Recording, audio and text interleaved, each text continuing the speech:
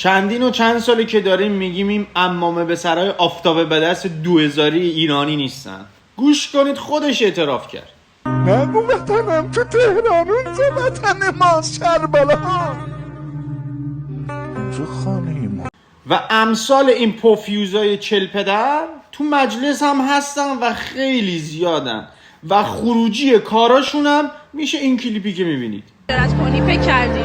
بله به ماجرات فکر کردم. بله. این چه حرف مسخره، یا معلومه صبح تا شب.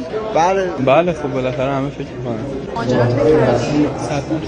کشور احتمالاً استرالیا، ایتالیا، فرانسه،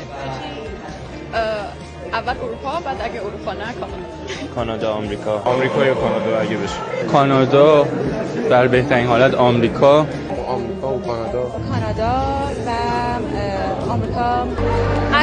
میدونید چرا حالا دارن مهاجرت میکنن؟ چون به غیر از کربلا و نجف و حسین و حیدر هیچ اتفاقی توی ایران نمیفته و اینا حاضر نیستن این نخبه دیگه توی کشوری زندگی کنن که نه حکومتش ایرانیه، نه تمدنش ایرانی شده، نه به جوون نخبه بها میدن. نمیمونه.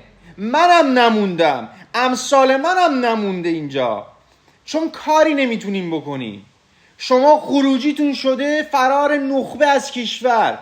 یعنی چی؟ یعنی تموم شده، ایران داره تموم میشه و دیگه کسی نمیمونه اونجا و در نهایت عراق و سوریه و افغانستان میشیم. این دستپخت شما مادر قبای تاریخه. ننگ بهتون باد.